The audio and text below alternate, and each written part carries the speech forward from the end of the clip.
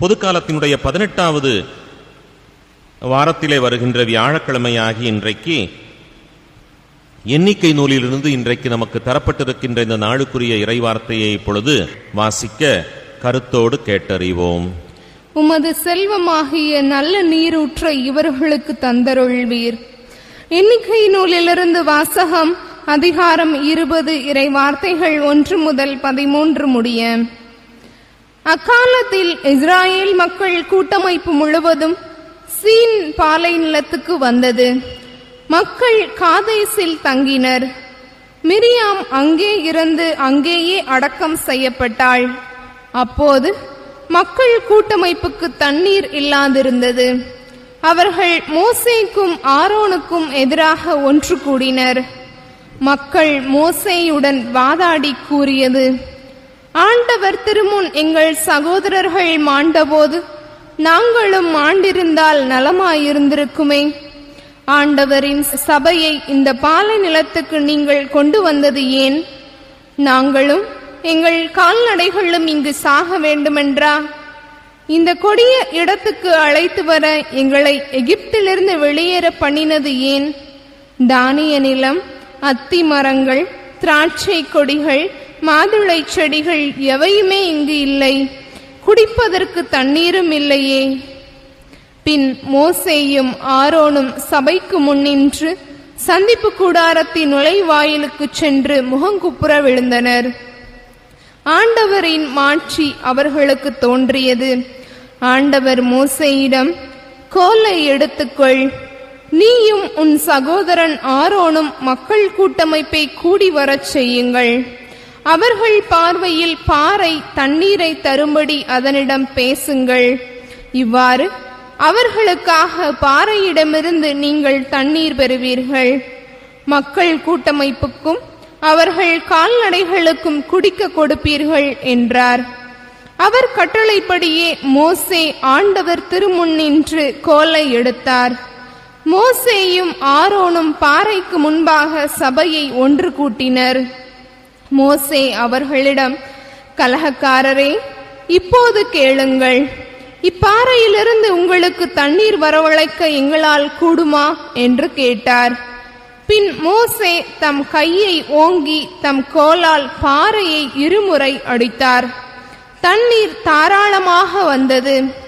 மக்கள் கூட்டமைப்பினரும் அவர்கள் கால்நடைகளும் குடித்தனர். ஆண்டவரோ மோசேயிடமும் ஆரோனிடமும், இஸ்ராயேல் மக்கள் பார்வையில் நான் தூயவராக விளங்கும்படி நீங்கள் என்னில் நம்பிக்கை கொள்ளாமல் போனதால் இந்த சபையை நான் அவர்களுக்கு கொடுக்கவிருக்கும் நாட்டில் கொண்டு சேர்க்க மாட்டீர்கள் என்றார். இது மெரிபாவின் தண்ணீர். இங்குதான் இஸ்ராயேல் மக்கள் ஆண்டவரிடம் வாதாடினர். அவர் அவர்களிடையே தம்மை தூயவராக காண்பித்தார். ஆண்டவரின் அருள்வாக்கு. இறைவனுக்கு நன்றி. திருப்பாடல் 95. உங்கள் இதயத்தை கடினப்படுத்தாதீர், ஆண்டவர் குரலுக்கு செவி சாய்ப்பீர். உங்கள் இதயத்தை கடினப்படுத்தாதீர், ஆண்டவர் குரலுக்கு செவி சாய்ப்பீர். உங்கள் இதயத்தை கடினப்படுத்தாதீர், ஆண்டவர் குரலுக்கு செவி சாய்ப்பீர். உங்கள் இதயத்தை கடினப்படுத்தாதீர், ஆண்டவர் குரலுக்கு செவி சாய்ப்பீர். வாருங்கள், ஆண்டவரை புகழ்ந்து பாடுங்கள், நமது மீட்பின் பாறையை போற்றி ஆர்ப்பரியுங்கள். நன்றியுடன் அவர் திருமுன் செல்வோம், புகழ் பாக்களால் அவரை போற்றி ஆர்ப்பரிப்போம். உங்கள் இதயத்தை கடினப்படுத்தாதீர், ஆண்டவர் குரலுக்கு செவி சாய்ப்பீர். அல்லேலூயா, அல்லேலூயா. உன் பெயர் பேதுரு. இந்த பாறையின் மேல் என் திருச்சபையை கட்டுவேன், பாதாளத்தின் வாயில்கள் அதன் மேல் வெற்றி கொள்ளா.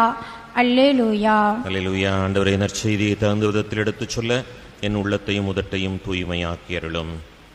ஆண்டவர் உங்களோடு இருப்பாராக. புனித மத்தேயு எழுதிய பரிசுத்த நற்செய்தியிலிருந்து வாசகம். ஆண்டவரே, மாட்சி உமக்கே. மத்தேயு நற்செய்தி 16ஆம் பிரிவு வாக்குகள் 13 to 23 முடிய.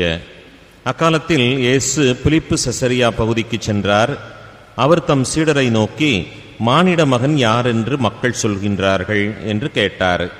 அதற்கு அவர்களோ, சிலர் திருமுழுக்கு யோவான் எனவும், வேறு சிலர் எலியா எனவும், மற்றும் சிலர் எரேமியா அல்லது பிற இறைவாக்கினருள் ஒருவர் என்றும் சொல்கின்றனர் என்றார்கள். ஆனால் நீங்கள் நான் யார் என சொல்கின்றீர்கள் என்று அவர் கேட்டார். சீமோன் பேதுரு மறுமொழியாக, நீர் மெசியா, வாழும் கடவுளின் மகன் என்று உரைத்தார்.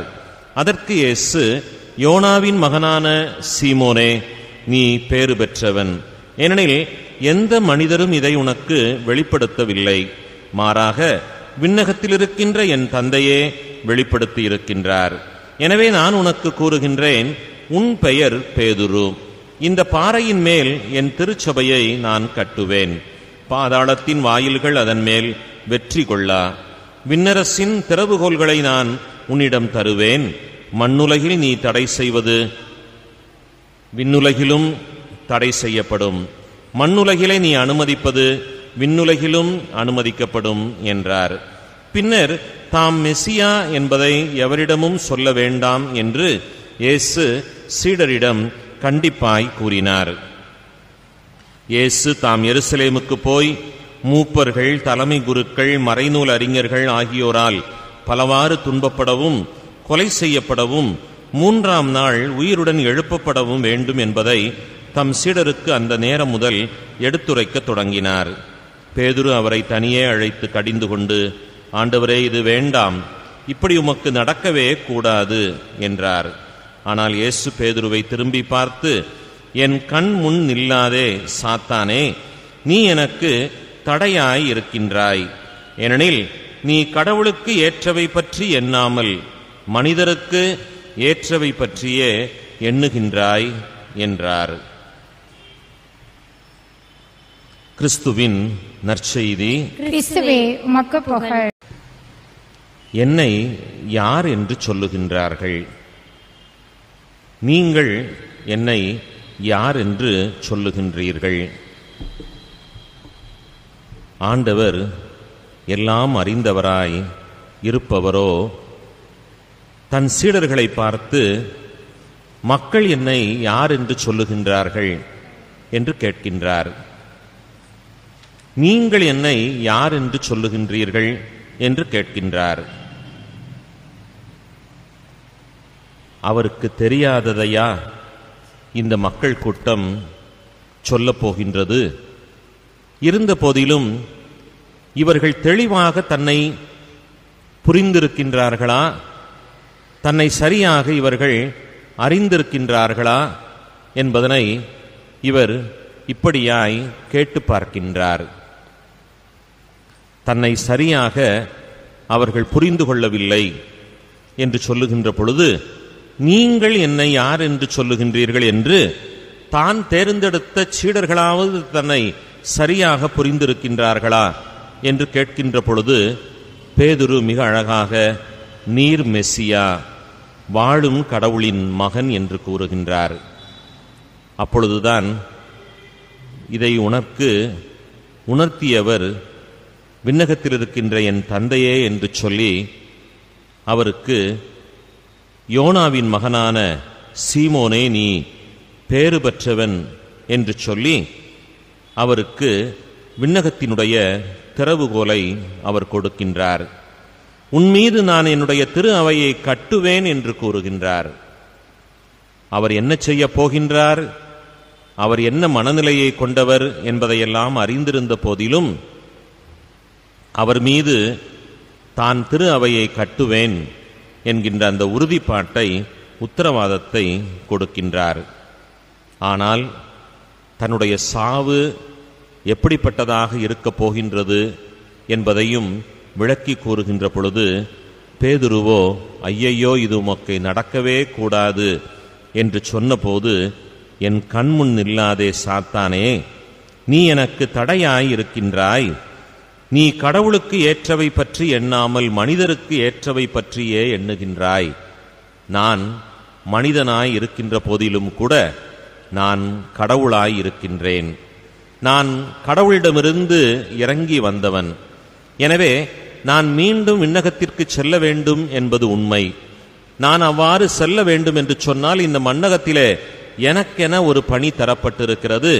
அதனை நான் நிறைவேற்ற வேண்டும், ஆவலாக இருக்கின்றேன். என் தந்தையினுடைய திருவுளத்தை நிறைவு செய்வதிலே நான் ஆவலாய் இருக்கின்றேன் என்று கூறுகின்ற வார்த்தையை நாம் படிக்க பார்க்கின்றோம்.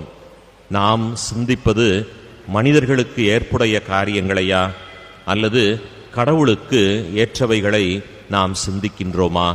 அந்த சிந்தனைத்தான் நம்மை வளப்படுத்துகின்றது என்பதை பார்க்கின்றோம். எனவே தன்னுடைய கடிதத்திலே பவுலடிகளார் சொல்லுவது போல, விண்ணகத்துக்குரிய சிந்தனைகளோடு விண்ணகத்தினுடைய எண்ணத்தை நிறைவேற்றுவது போல அந்த விண்ணக மதிப்பீடுகளை வாழ்வாக்குவதிலே நாம் கருத்துள்ளோராய் செயல்பட இந்த நாளிலே உறுதி எடுத்துக்கொள்ள விளைவோம். இறைவனது மேலான ஆசிரை நாம் பெற்றுக்கொள்ள விளைவோம். இணைந்திருந்து கேட்டு மகிழ்ந்து இறைவனை துதிக்க உங்களை ஆண்டவரது பெயரால் அன்போடு அழைக்கின்றேன். ஆமென்.